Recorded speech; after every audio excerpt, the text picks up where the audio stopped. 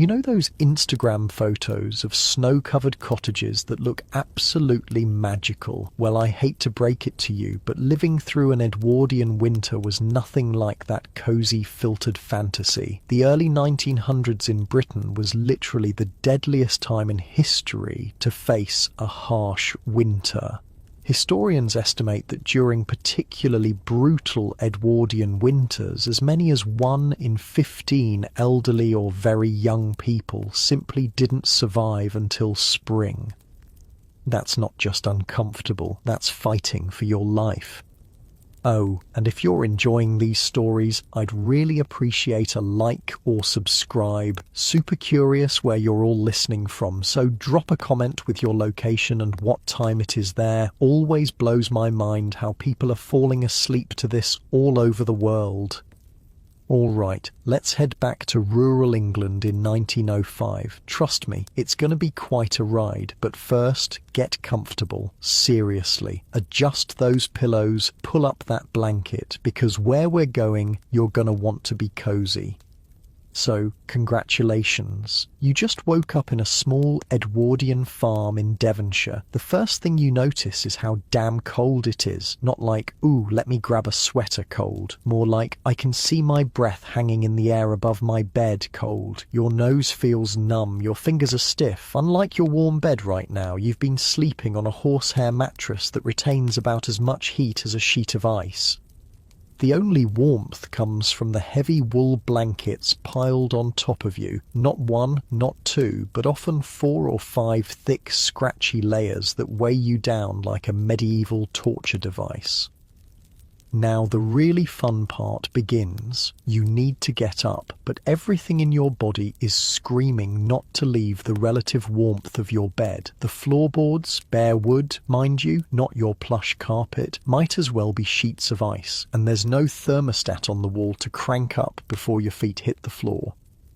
Maybe you're lucky enough to have a ceramic hot water bottle that was filled before bed. Probably not, though. Those were more for the wealthier homes. Instead, you might have a brick that was heated in last night's fire, wrapped in cloth and tucked under the covers. By now, it's stone cold. Looking around, you spot frost patterns on the inside of your window, not outside. Inside, the glass is so cold that the moisture from your breath has frozen into delicate fern patterns overnight, beautiful in a way that makes your bones ache just looking at it. On the wooden chair beside your bed sits the clothing you'll need to put on, and here's where Edwardian winter survival begins in earnest, with layers, so many layers. First comes the woolen undergarments, not the soft, comfortable merino wool base layers we have today. This is rough, scratchy wool that feels like you're wearing a cactus, but it works. The Jaeger company made wool undergarments that were popular year-round. Cooling in summer by wicking away sweat, warming in winter by trapping heat. You pull on woolen drawers, that's underwear to us modern folks, then a woolen undershirt or chemise. Already your skin is red and itchy, but that's better than freezing to death. Next comes the shirt or blouse, then perhaps a waistcoat or vest. Women would be wearing several petticoats. On top of that, a thick woolen jacket or dress, then a shawl or scarf wrapped around your neck, woolen stockings, heavy leather boots with perhaps newspaper stuffed in them for extra insulation, and finally a wool cap pulled down over your ears. Getting dressed took forever, but once you're bundled up, you're ready to face the day inside your own house. If you're planning to go outside, you'll need even more layers. The first job of the morning, lighting the fire. And this isn't just for comfort, it's literally the difference between life and death. The kitchen range is the heart of the Edwardian farmhouse. Black iron, massive and multi-purpose. It serves as stove, oven, water heater, and the primary source of warmth for the entire home. But first, you have to light the damn thing. This means dealing with the ashes from yesterday. Kneeling down in front of the cold stove, you scrape out the grey remains of yesterday's fire. Careful though, there might still be hot embers buried deep, and the last thing you want is to set the ash bucket on fire. The fine grey dust gets everywhere, your hands, your face, your clothes. But waste not, want not, these ashes will be saved.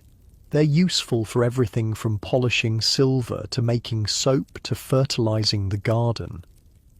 Next, you need to build a new fire. You start with crumpled newspaper, if you're lucky enough to have it, then small kindling sticks arranged carefully to allow airflow. On top of that, you place coal. Wood was becoming scarce in many parts of England by the Edwardian era, so coal was the primary fuel. Black, sooty, dirty coal that left residue on everything it touched. With freezing fingers, you strike a match. The paper catches. You wait anxiously, blowing gently when needed, adding more kindling bit by bit. This isn't a quick process. It might take 15 minutes of careful tending before the fire is properly established. But once the coal begins to glow red, you know you've succeeded. The iron range will slowly, gradually begin to heat up. Homes during this period had no insulation as we know it today. Walls were often just brick or stone with plaster directly on top. Windows were single-pane glass that leaked air through poorly fitted frames. Heat disappeared into the frosty morning air almost as quickly as the range could produce it. But there were clever workarounds. Heavy curtains would be drawn across windows and doorways to create smaller, more manageable spaces to heat. Screens might be placed around the seating area near the fire, creating a pocket of relative warmth, and everyone, from the youngest child to the oldest grandparent, knew to stay close to the kitchen when possible. The kitchen is finally warming up now. Time to think about breakfast. This is where you really see how different Edwardian winter survival was from our modern experience. There's no popping to the store for fresh fruit in January. There's no ordering takeout when you're too tired to cook. For the Edwardians, winter food came from what they had preserved during the harvest months. Open the larder, that's the cool storage room that serves as a natural refrigerator, and you'll find rows of preserved foods, pickled vegetables in glass jars, salted meat hanging from hooks, apples and root vegetables in wooden crates carefully arranged so that any spoiled ones can be quickly removed before they ruin the rest. But the real breakfast staple was porridge, oats cooked with water and perhaps a splash of milk if the cows were still producing. Thick, hearty, and above all, hot. A bowl of porridge would warm you from the inside out and provide slow-burning energy for the morning's work. You spoon the porridge into bowls for the family. Maybe there's a bit of precious sugar or jam to sweeten it, saved for winter mornings just like this. The luxury of butter depends entirely on your dairy cow and how well she's faring in the cold. While breakfast is being prepared, the men of the house are likely already outside, beginning the critical morning chores. Winter farming wasn't about growing, it was about survival for both humans and animals.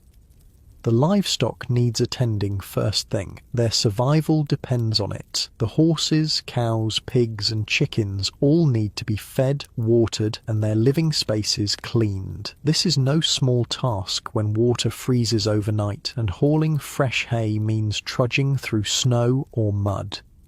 Picture a farmer making his way to the barn before dawn, lantern held high, breath clouding in the frigid air. Inside, the animals stir at his arrival. Their body heat has made the barn slightly warmer than outside, but it's still cold enough that water troughs have a layer of ice on top. The first job is breaking that ice so the animals can drink. Then fresh hay must be distributed, manure cleared away, and the overall condition of each animal assessed. Is anyone showing signs of illness? Is the pregnant ewe doing well? These observations could mean the difference between prosperity and disaster. Meanwhile, back in the farmhouse kitchen, the day's domestic work is beginning in earnest. The range, now fully heated, becomes the centre of activity. A large kettle of water sits on top, providing hot water for washing dishes, clothes and people, though full baths were much less frequent in winter for obvious reasons. Perhaps bread is being baked, the smell of it filling the small house with promise. Large pots of soup or stew might be started early, simmering all day to be ready for the evening meal. Root vegetables, carrots, turnips, potatoes form the base of many winter meals, supplemented with whatever preserved meat or dried beans are available. By mid-morning, the household is fully awake and engaged in their winter tasks. Children might be tasked with keeping the fire fed, carrying in more coal or wood as needed. Women are likely engaged in endless winter sewing, mending clothes, darning socks, perhaps working on quilts or blankets for added warmth. Outside, if the weather permits, men continue with winter farm maintenance. Fences need checking and repairing, tools require cleaning and sharpening in preparation for spring. The hayrick, carefully constructed months ago, is partially dismantled as hay is brought in for the animals. The hayrick itself was a marvel of engineering, built specifically to keep winter feed dry. It sat on staddle stones, mushroom-shaped pillars that prevented rats and mice from climbing up and contaminating the food. The rick was thatched on top with reed or straw, creating a waterproof roof that would shed rain and snow. Its sides sloped outward, directing water away from the precious feed inside. Around noon, everyone gathers back at the house for the midday meal, often the largest of the day during winter. Working in the cold burns, tremendous energy and hearty food was essential for survival. A typical meal might be a thick vegetable soup with chunks of salt beef or bacon, served with bread still warm from the oven. The fat and calories weren't counted. They were celebrated as necessary fuel. The Edwardian farm kitchen has its own unique rhythm during winter. Without refrigeration, cooking strategies had to adapt. In cold weather, a cold larder might be set up in an unheated room or even outside a window in a special container. Leftover food could be stored there safely for a day or two. Meanwhile, the warmest corners of the kitchen held crocks of slowly fermenting foods, perhaps cabbage turning into sauerkraut or milk culturing into cheese. These fermentation processes continued even in winter, providing vital nutrients when fresh produce was scarce. After the midday meal, there might be a brief respite, a moment to warm, chilled hands and feet by the fire before returning to the afternoon's tasks. Children of school age would have trudged through the snow to the village school earlier, carrying hot potatoes in their pockets both as hand warmers and as part of their lunch. For those working the farm, the afternoon brings more of the same. Endless maintenance, care and preparation. Every task is made more difficult by the cold. Metal tools stick to bare skin. Fingers become clumsy in thick gloves. Daylight is precious and fading by mid-afternoon. As the winter sun begins its early descent, thoughts turn to bringing the day's outside work to a close. Animals need a final check, extra hay for especially cold nights, making sure water hasn't refrozen. Tools must be put away, not left to the mercy of overnight frost or snow. The farmer makes one last circuit of the property, checking that everything is secure. Winter storms can arise suddenly, and a gate left unlatched or a roof not properly fixed could spell disaster by morning. The lantern's glow creates a small circle of light in the gathering darkness as he makes his final rounds. Meanwhile, inside the farmhouse, lamps are being lit. The early darkness of winter meant that precious fuel, lamp oil or candles, had to be used for more hours each day. Most families conserved by gathering in one room, sharing the light and warmth, often working on small handicrafts or necessary indoor tasks well into the evening. The rhythm of an Edwardian winter day was dictated by light, weather, and necessity. From the first reluctant emergence from warm beds to the final banking of the fire at night, every action was part of a carefully choreographed dance of survival. The brutal winter wasn't just endured, it was actively fought against with knowledge, preparation, and community support. As the afternoon fades into evening, activity in the Edwardian farmhouse shifts. The kitchen range is still the centre of domestic life, but now it's being prepared for the evening meal, perhaps the most important social time during the dark winter months. This is when family would gather, when stories would be shared, when the bonds that helped everyone survive were reinforced and strengthened. Outside, the last of the daylight disappears behind frost-covered hills. Inside, the warm glow of firelight and perhaps a few precious oil lamps creates pools of golden light. Another day of winter survival is coming to a close, one day closer to spring. As the weak winter sun finally climbs above the horizon, the real work of an Edwardian farm day begins in earnest. The initial morning chores are done, fire lit, animals fed, breakfast eaten, but that was just the prelude to the main symphony of winter labour that filled the daylight hours. Farming didn't stop when the growing season ended. In many ways, winter work was more demanding, more critical, and definitely more uncomfortable than summer tasks, and it was absolutely unrelenting.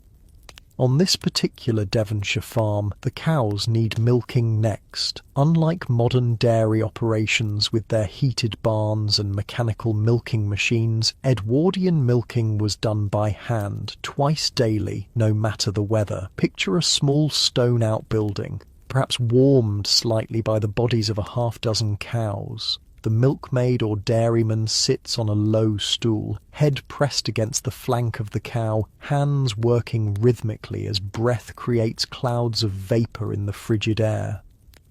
The milk froths into wooden or metal pails, still warm from the cow. This warmth is fleeting, though. In severe cold, milk could begin to freeze before it even reached the farmhouse. And let me tell you, the hands of the person milking might as well be blocks of ice by the time they finish the last cow. There's a reason the Edwardians had a saying, cold hands, warm heart. When your fingers were perpetually frozen, you had to believe there was some benefit. Milk was immediately strained through muslin to remove any debris, then poured into shallow pans and left to sit so the cream would rise to the top. In winter, this process happened in the coolest part of the house, often a dedicated dairy room or pantry with stone floors and good ventilation. Cold temperature was actually an ally in dairy work, slowing the natural souring process and giving the cream more time to separate. While the dairy work continues, other members of the household turn to the rest of the livestock. Each type of animal presented its own unique winter challenges. Sheep required particular attention during the Edwardian winter. These aren't the ordinary woolly creatures you might imagine. This is Devon, where the local breeds like the Devon close wool had been carefully developed over centuries to thrive in the region's specific conditions. With their dense fleeces and hardy constitutions, they were better equipped than most to handle the cold. But even they needed help during the worst weather. The shepherd would be out checking on the flock multiple times daily, especially when snow covered the ground. Sheep have a dangerous habit of getting trapped in snowdrifts. Their wool gets wet and heavy, they grow exhausted trying to move, and without intervention, they simply die where they stand. Smart Edwardian farmers hung bells around the necks of a few sheep in each flock. When snow blanketed the fields, making the white sheep nearly invisible against the white landscape, the tinkling of bells helped locate the animals. Sometimes, though, only the tops of the bells would be visible above the snow, an eerie sight that meant digging was urgently needed. Pregnant ewes received extra attention. Many would lamb in late winter, and a lambing pen would be prepared in the barn with extra straw for warmth. Watching over birthing sheep meant many sleepless nights for Edwardian farmers, often in freezing conditions with only a lantern for light and warmth. You think you're tired from staying up late binge-watching Netflix? Imagine sitting on a wooden stool in an unheated barn at 3 a.m, watching over a struggling ewe, knowing that your livelihood literally depends on whether she and her lamb survive the night. The pigs had their own winter quarters, usually a stone-built sty with plenty of straw. Pigs are actually quite clever about staying warm. They'll burrow deep into bedding, creating nests, and sleep piled together for warmth. An Edwardian farmer knew to provide extra feed during the coldest weather, as pigs burn more calories keeping warm. Most farms kept at least 1 or 2 pigs as essential sources of meat. They were living pantries, converting kitchen scraps and farm waste into valuable protein. A pig slaughtered in early winter would provide meat for months through careful preservation techniques. Let's talk about those preservation methods for a moment, because they were absolutely crucial to winter survival. Without refrigeration, Edwardians relied on ancient techniques to keep meat from spoiling.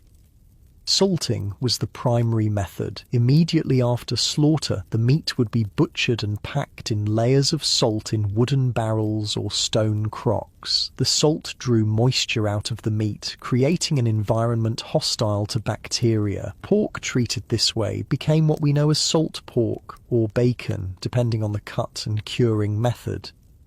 Smoking was another preservation technique, often used in combination with salting. The farm might have a small smokehouse, essentially a shed with a smoky fire kept smouldering below hanging pieces of meat. The smoke particles would settle on the meat, adding flavour while also acting as a preservative and deterrent to insects. For particularly cold winter days, the smokehouse offered an unexpected benefit. It was one of the warmest spots on the farm. The fire had to be tended regularly, and this task might be assigned to an older child or grandparent who could benefit from the relative warmth while being useful.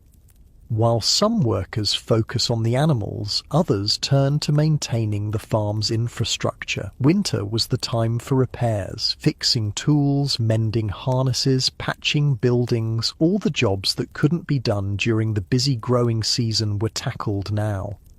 The wagon shed becomes a workshop. Wheels need greasing, wooden parts checked for rot, metal fittings for rust. Edwardian tools were built to last, but they required constant maintenance. A neglected plough could mean disaster when spring planting time arrived.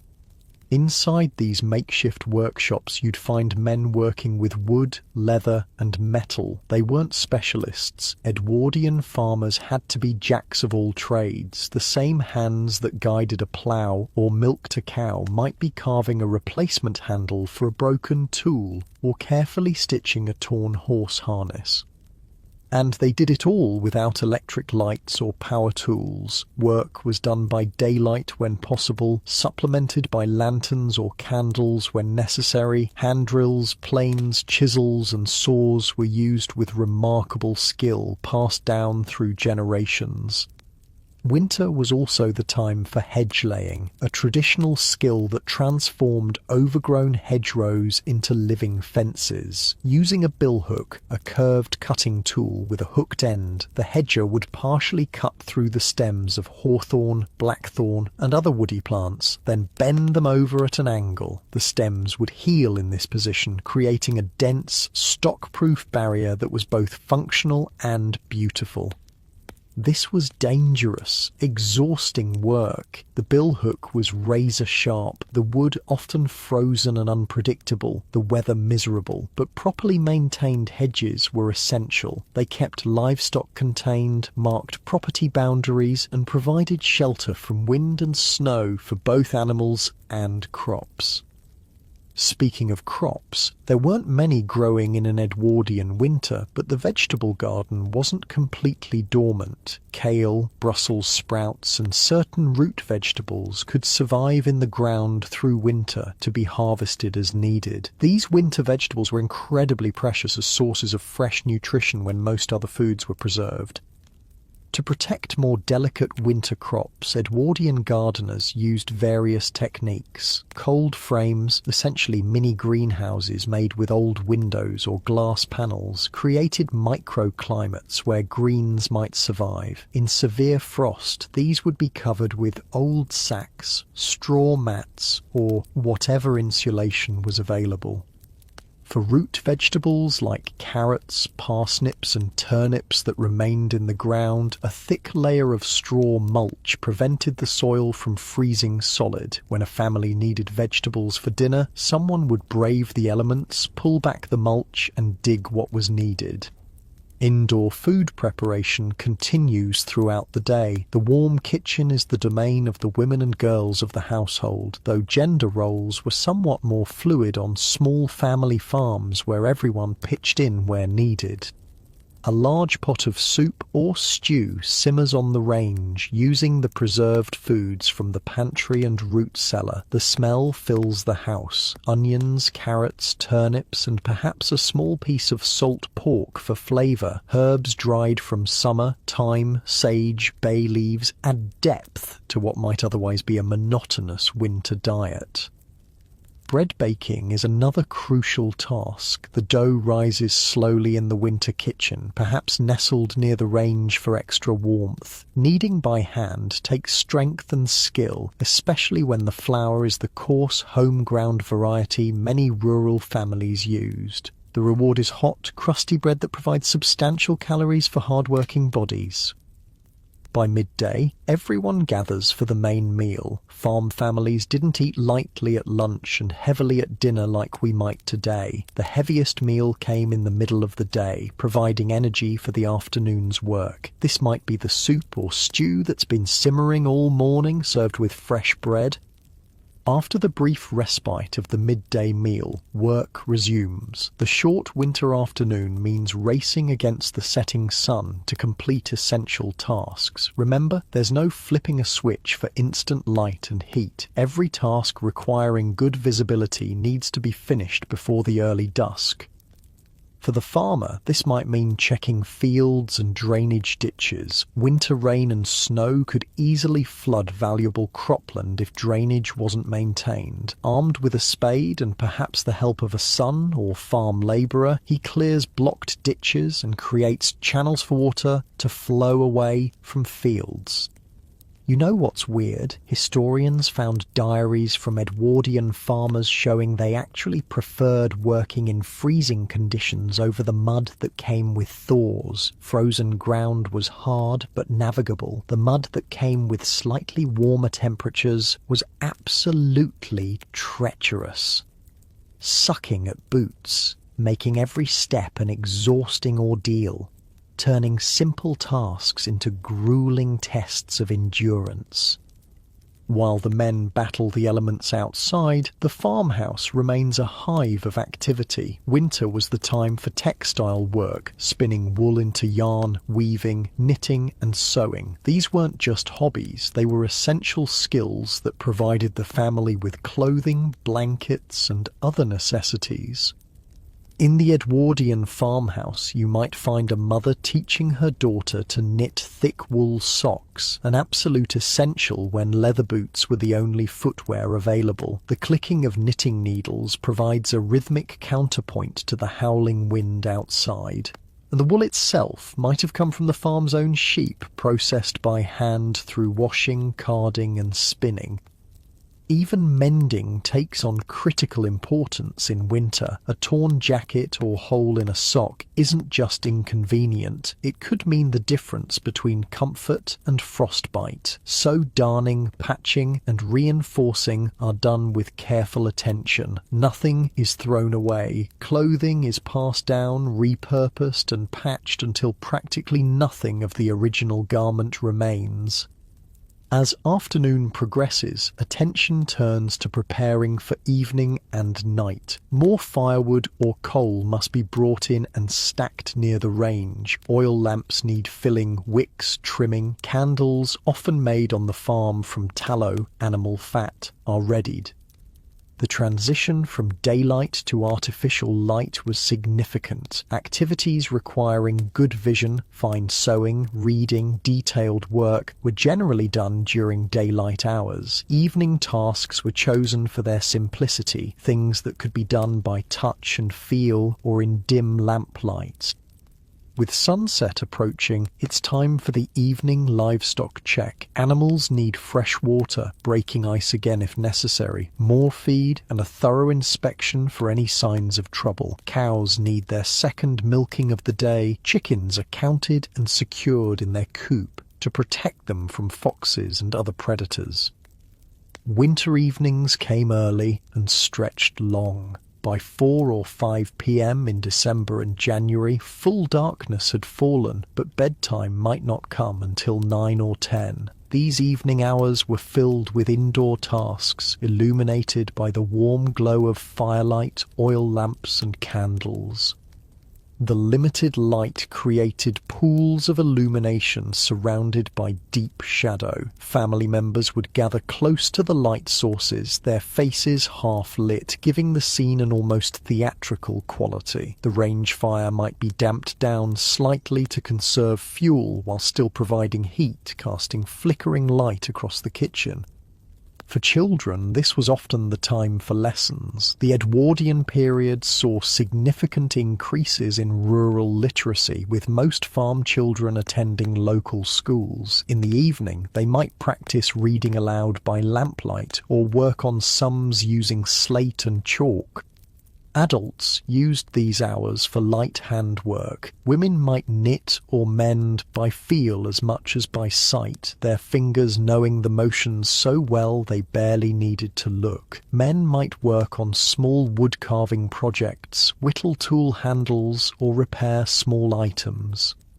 Conversation flowed more freely in these evening hours than during the busy daylight. Family news was shared, plans made for the coming days, stories told and retold. In an age before radio or television, people entertained themselves and each other. Weather was always a central topic of conversation. Predicting tomorrow's conditions wasn't just casual small talk, it was crucial intelligence that would determine what work could be done, what precautions needed to be taken. Edwardian farmers were keen observers of natural signs, cloud patterns, animal behaviours, the feel of the air, that might indicate changing weather. Red sky at night, shepherd's delight. Red sky in morning, shepherd's warning. This old rhyme about sunset and sunrise colours predicting weather actually has meteorological validity, and Edwardian farmers lived by such traditional knowledge. They supplemented these observations with barometers, glass instruments that measured air pressure and helped predict storms. A family barometer would be checked religiously, its readings discussed and interpreted based on generations of experience. As evening wears on, preparations begin for the next day. Bread dough might be mixed and set to rise slowly overnight. Clothes are laid out near the fire to warm for morning. Children are sent to perform final checks, making sure outside doors are securely latched, windows tightly closed, precious livestock locked safely in their shelters. The evening milking has produced more fresh milk. Some is set aside for breakfast. Some might be processed immediately, perhaps churned into butter in a small hand-cranked churn. In winter, butter making was actually easier than in summer, as the cool temperatures helped the fat separate and solidify properly. Fresh butter, pale yellow in winter when cows ate hay rather than green grass, would be shaped into blocks using wooden moulds carved with decorative patterns. These might be stored in a cool pantry or even outdoors in a protected spot if the weather was cold enough. Water for morning is brought in and placed near the range. This saved precious time during the rushed dawn hours and prevented having to break ice from the pump or well first thing. An Edwardian family thought constantly about such efficiencies, each small task positioned within a larger system of survival. By now, exhaustion is setting in. The physical labour of an Edwardian winter day, hauling water, chopping wood, tending animals, making repairs, cooking, cleaning, demanded tremendous energy. Modern studies suggest that a typical farm worker in this era burned 5,000 calories daily. That's equivalent to running a marathon every single day. Farm families didn't live in isolation, though. Even in winter, community connections were maintained. A neighbour might stop by with news, perhaps staying for a cup of tea before braving the cold journey home. These visits weren't just social, they were a crucial safety net, a way of checking that everyone in the scattered community was surviving. If someone hadn't been seen for a few days during particularly bad weather, neighbours would make a point of stopping by. In an era before telephones, this physical checking in was the only way to ensure everyone was safe. Many an elderly person or struggling family was saved by this informal monitoring system. Churches served as community hubs even in the depths of winter. Sunday services were rarely cancelled, no matter the weather. Families would bundle up in their warmest clothes and make their way to the village church, sometimes walking miles through snow. The church itself was rarely heated beyond a small coal stove, but the communal gathering provided both spiritual and social warmth. As darkness deepens outside, the Edwardian farm family begins preparing for bed. The fire is banked, carefully covered with ashes to keep it smouldering through the night without consuming too much fuel. This was a skilled task. Too much damping down and the fire might go out completely. Too little and precious fuel would be wasted. Oil lamps are extinguished one by one as family members retire, leaving perhaps a single candle to light the way upstairs. The darkness deepens, broken only by the faint red glow from the banked fire and perhaps moonlight streaming through frosty windows. The last person up, usually the farmer himself, makes a final check of the house. Doors secure, fire safe, water brought in for morning. These simple checks were part of a routine as old as farming itself, a routine that kept the household safe through another winter night. Finally, it's time to face the cold bedroom again. No one lingered over undressing in an unheated Edwardian bedroom. Nightclothes, often long flannel nightgowns or shirts, might have been warming by the kitchen fire and would be quickly changed into. Bed warmers, metal pans, filled with hot coals, or simply hot water bottles might have been placed between the sheets earlier to take the worst chill off. Then it's under the heavy blankets, perhaps with a family member or two nearby for shared warmth. In many farmhouses, children slept together not just to save space, but for literal survival, their combined body heat making the difference between comfort and dangerous cold. The house creaks and settles in the frigid night air. Outside, perhaps snow is falling, transforming the landscape into something both beautiful and treacherous. Inside, wrapped in layers of wool and exhaustion, the Edwardian farm family sleeps, gathering strength for tomorrow's identical battle against winter, cold, and hunger. Their sleep wasn't the uninterrupted 8 hours we consider ideal today. Most would wake in the night when the temperature dropped furthest, usually around 3 a.m. They might add more covers, huddle closer together, or simply endure until dawn brought the promise of the fire being rebuilt and life beginning again. While the outdoor work of an Edwardian farm demanded tremendous physical endurance, the indoor world of the farmhouse had its own rhythms, challenges, and ingenuity. As afternoon settles in and workers return from the fields and barns, the farmhouse becomes the centre of winter life. Let's step inside a typical Devonshire farmhouse of the period. Not the grand country estates of the wealthy, but the practical working farmhouses where most rural Edwardians actually lived. These weren't the quaint, picture-perfect cottages of modern imagination. They were sturdy, practical buildings designed for function over beauty. The first thing that strikes you is the layout. Unlike our open-concept modern homes, Edwardian farmhouses were compartmentalised into distinct spaces, each with specific purposes. This wasn't just tradition, it was a brilliant strategy for winter survival. Smaller rooms were easier to heat than large open spaces. Doors could be closed to create pockets of warmth where they were most needed. The heart of the home was undoubtedly the kitchen. Often the largest room in the house, it served as cooking space, dining area, workroom, and social centre. The massive range dominated one wall. Black iron, constantly hungry for coal or wood, but giving back steady heat and cooking capacity in return.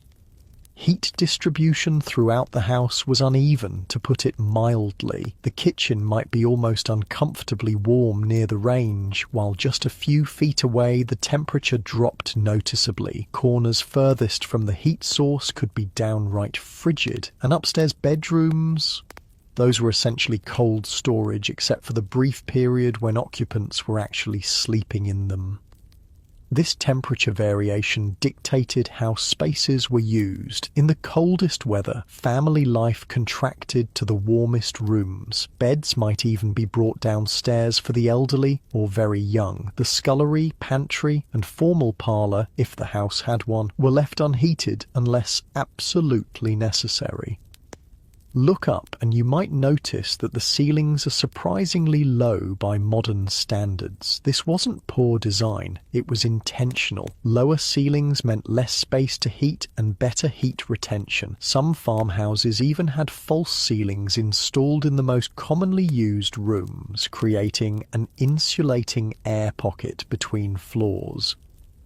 Windows were another consideration. Glass was expensive and single-paned, offering minimal insulation. During severe cold snaps, families might paste strips of paper over cracks around window frames or stuff rags into gaps to prevent drafts. Heavy curtains were drawn not just at night but all day in unused rooms to create another barrier against heat loss.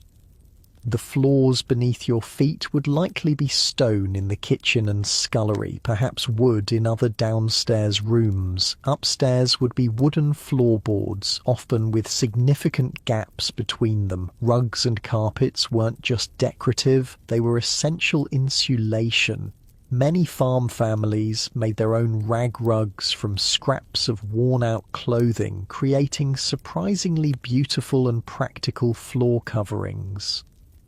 The furniture reflects the priorities of the era, solid, functional pieces built to last generations. Wooden chairs and benches could be pulled close to the fire as needed. Tables were work surfaces as much as dining spots. Storage was built into every possible space. Cupboards, dressers, and chests held the family's possessions and winter provisions.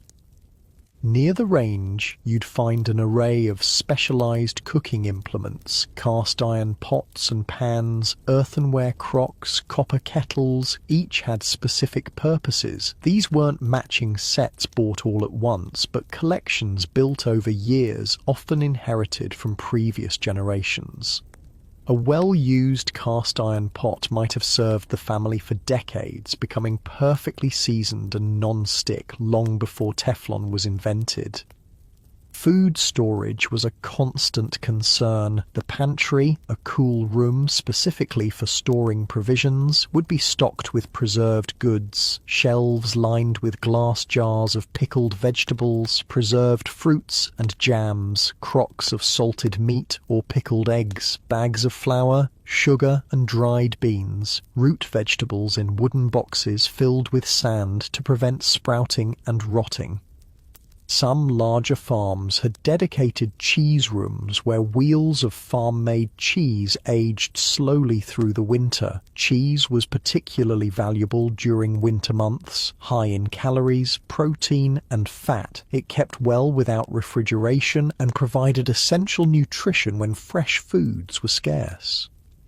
Water was another challenge. While some fortunate farms had pumps in the kitchen, many rural homes still relied on outdoor wells or springs. This meant multiple daily trips outdoors carrying heavy buckets, a particularly miserable task in freezing weather. Water was used and reused with careful planning. Washing water might later be used to scrub floors. The final rinse might water houseplants or be added to animal feed.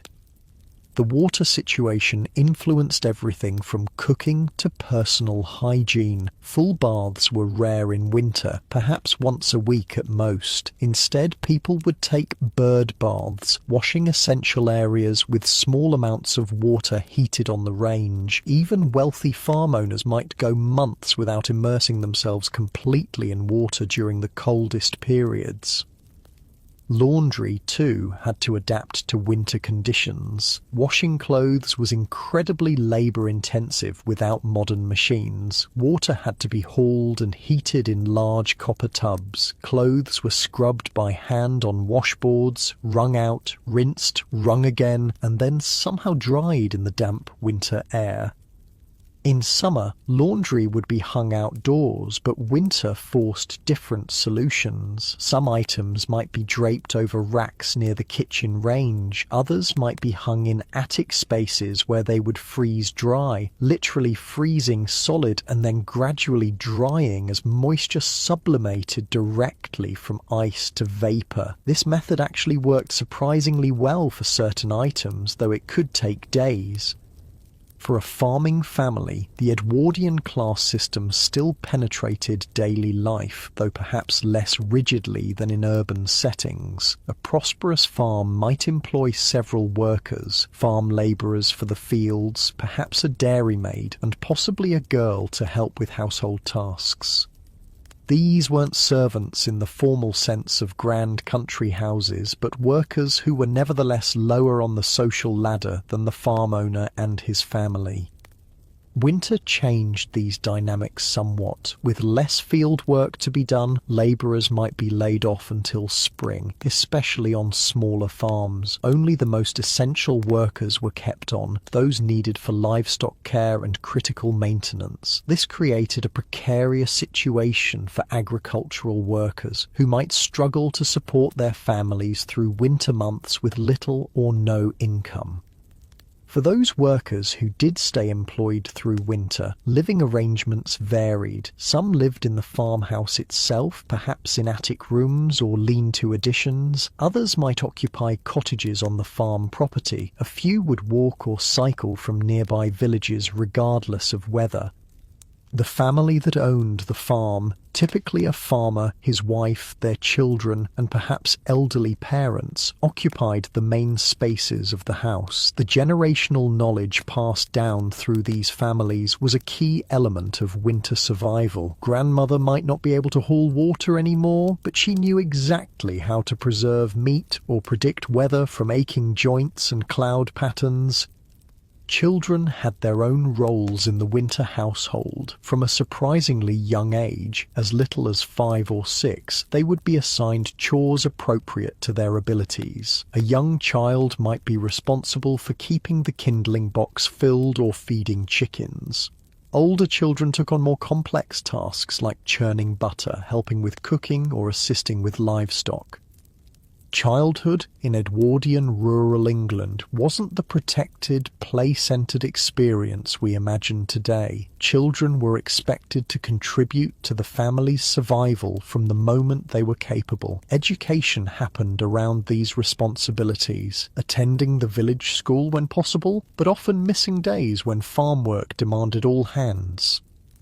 Winter evenings were when most formal learning happened. By lamplight, parents would help children practice reading, writing, and arithmetic. Books were precious possessions, carefully preserved and read repeatedly. A family Bible might be the only book in simpler homes, serving for both religious instruction and reading practice.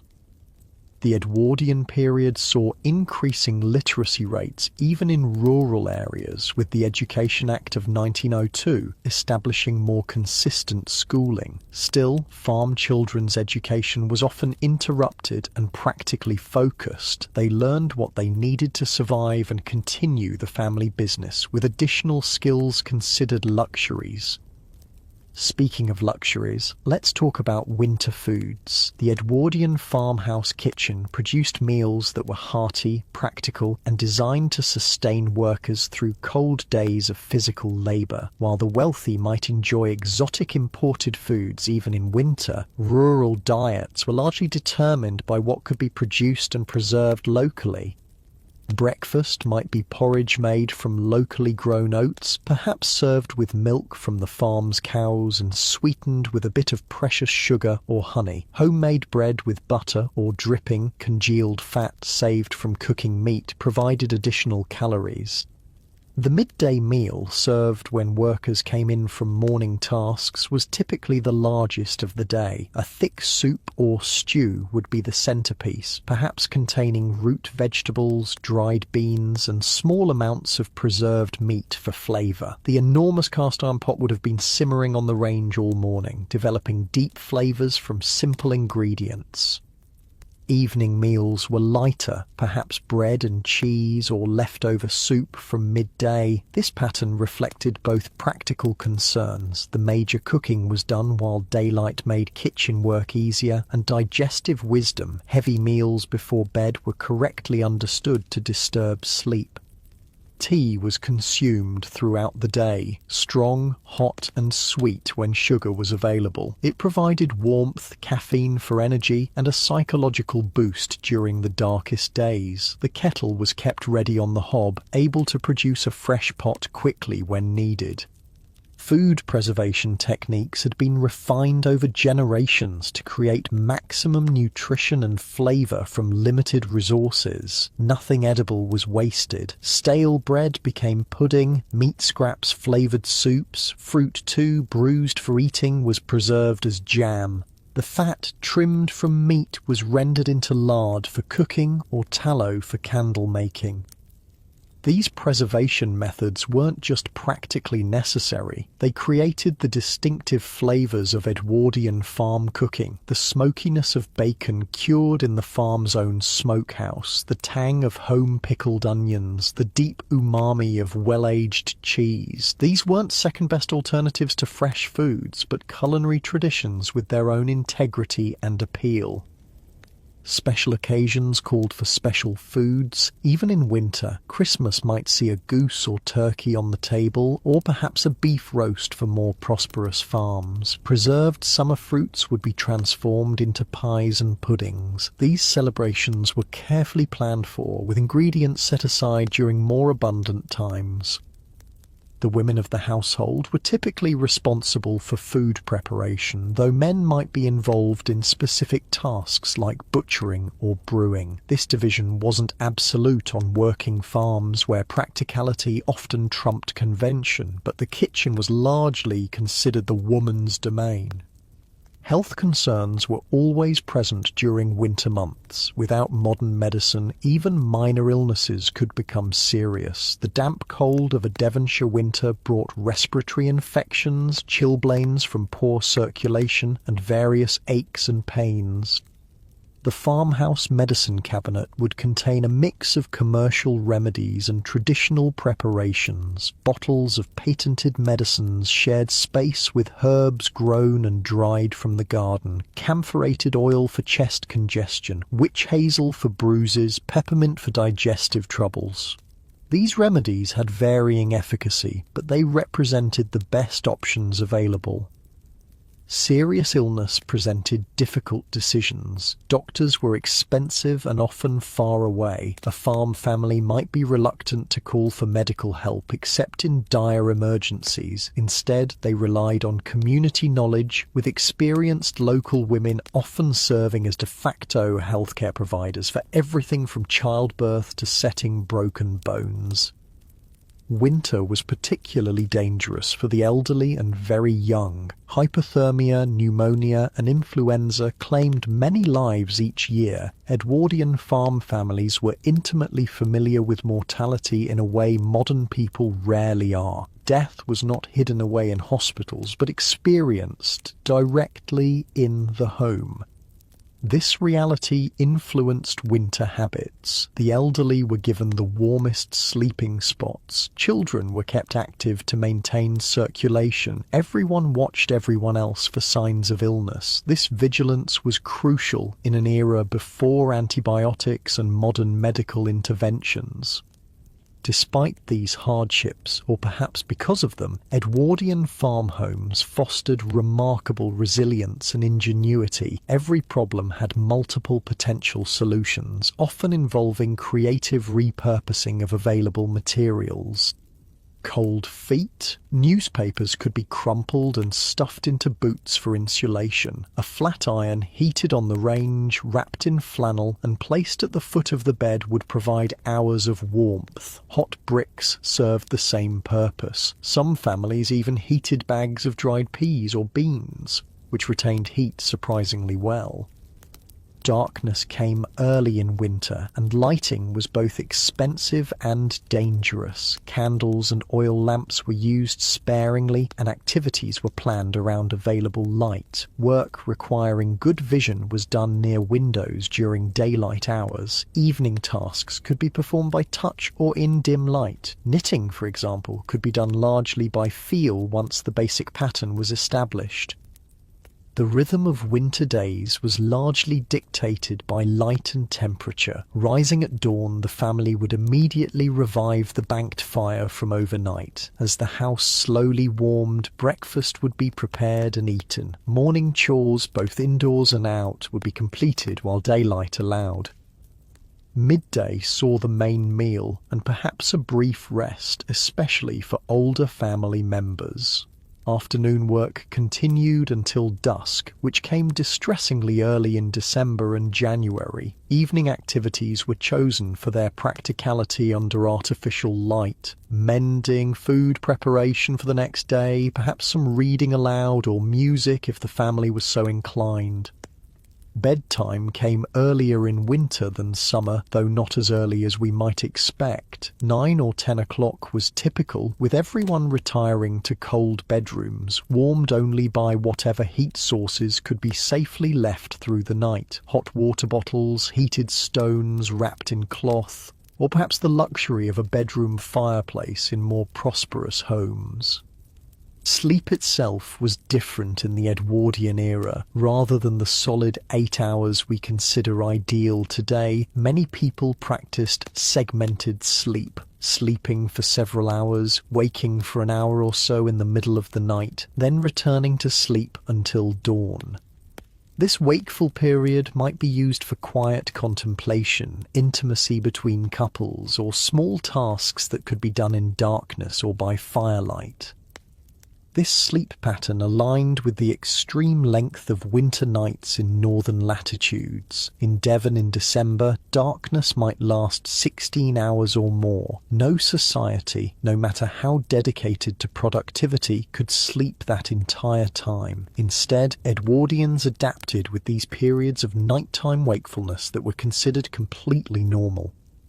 The long winter evenings also provided rare opportunities for family bonding. With outdoor work limited by darkness, household members gathered around the warmth of the kitchen range. This was when stories were told, skills taught, plans made. Children learned family history, practical knowledge, and moral lessons during these fireside conversations. Music was another common evening pastime. Even modest farm homes might have a piano, harmonium, or simpler instruments like harmonicas or penny whistles. Family singing was widespread, with traditional songs passed down through generations. These weren't professional performances, but participatory events where everyone contributed. Reading aloud was popular in literate households. The Edwardian period saw increasing availability of books and periodicals, though these remained relatively expensive. A single newspaper or magazine might be read by the entire family, discussed at length, and then repurposed for everything from fire starting to pattern making to personal hygiene. Games provided entertainment without requiring significant light or space. Card games, dominoes, and simple board games occupied winter evenings. Chess and checkers were popular among those who had learned the rules. Children played with homemade toys, dolls stuffed with straw, wooden animals carved by fathers or grandfathers, balls made from rags wound tightly and stitched. Winter was also when repairs and improvements to clothing and household items took place. Mending was constant, socks darned, shirts patched, blankets repaired. But beyond mere maintenance, winter evenings allowed for creation. Women might knit new garments, embroider pillowcases, or piece together quilts from fabric scraps. Men might carve tools' handles, repair harnesses, or fashion small wooden items. These weren't just practical activities, but expressions of creativity and identity. A hand-embroidered tablecloth or intricately carved butter mold represented both utility and artistry. Farm families took pride in these creations, which often became treasured possessions passed down through generations. The social world contracted during winter, but it didn't disappear entirely. Neighbours remained important, especially in emergencies. If a farmer fell ill, neighbours would step in to care for his livestock. If a roof collapsed under heavy snow, the community would gather to repair it. This mutual aid wasn't just kindness, but a recognition of shared vulnerability. Next time, it might be your farm needing help. Churches remained central to rural communities, with services continuing regardless of weather. Families would bundle up and walk miles through snow to attend Sunday worship. Beyond religious significance, church provided critical social connections during isolated winter months. News was shared, marriages planned, business conducted on the church steps after services. Other community gatherings adapted to winter conditions. Markets moved indoors where possible. Travelling peddlers still made their rounds, bringing news along with goods for sale. Occasional dances or socials might be held in the village hall, providing rare opportunities for young people to meet potential spouses from beyond their immediate circle.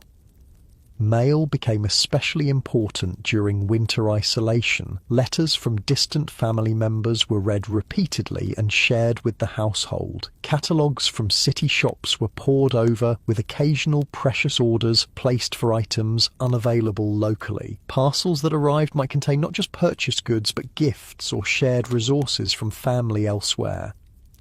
Winter brought its own beauty alongside hardship. Frost patterns on windows resembled intricate lace. Snow transformed familiar landscapes into something magical. The quality of light, especially reflected off snow, created brief moments of extraordinary beauty. Farm families, attuned to natural cycles and changes, noticed and appreciated these aspects even while battling the practical challenges winter presented. As afternoon fades toward evening, the farmhouse prepares for another night. Lamps are filled with precious oil, their glass chimneys cleaned for maximum light. The fire is built up to last through dinner preparations. Outside, the last livestock checks are made before darkness makes such tasks difficult and dangerous.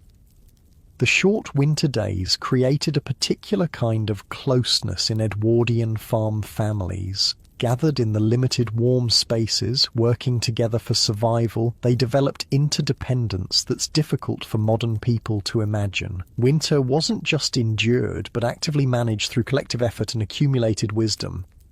As the sun drops toward the horizon, the farm day shifts toward evening routines. The transition from daylight to lamplight, from outdoor to indoor focus, marks another small victory in the long campaign against winter's challenges. One more day navigated successfully, one day closer to spring's distant promise.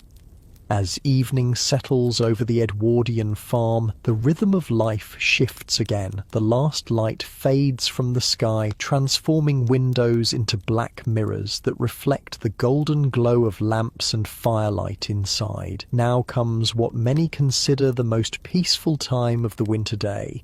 When work slows, when families gather, when the bitter cold outside makes the modest warmth within feel all the more precious. The transition from day to evening follows a gentle, predictable pattern. First, the outdoor workers return, stamping snow from boots, unwrapping scarves stiff with frost, hands red and aching from hours in the cold. The heavy outdoor clothing is hung carefully near the kitchen range to dry for tomorrow. Boots are placed upside down on pegs or racks designed specifically for this purpose, allowing the insides to dry completely overnight. This moment, the return to the relative warmth and shelter of the farmhouse, carries both physical and emotional significance. The dangers of winter darkness are temporarily held at bay. The family is complete again, everyone accounted for and safe. There's a collective exhalation, a subtle relaxation of vigilance that's been maintained all day.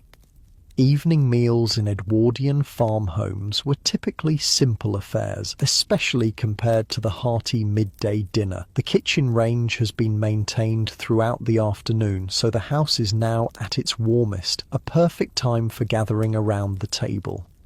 A typical winter evening meal might consist of bread and cheese, perhaps with pickled vegetables or the remains of midday soup reheated. Maybe there's cold meat from Sunday's roast, carefully portioned to last through several days. Tea is brewed fresh, strong, sweet, and warming.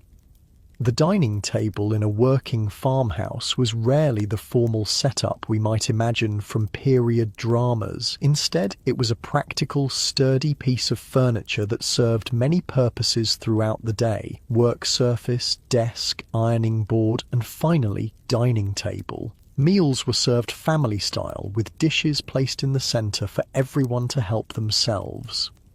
Tableware reflected the practical nature of farm life. Heavy ceramic plates and bowls designed to retain heat, steel cutlery with wooden or bone handles, mugs and cups of varying sizes and origins, perhaps some handed down through generations, others acquired from markets or as gifts.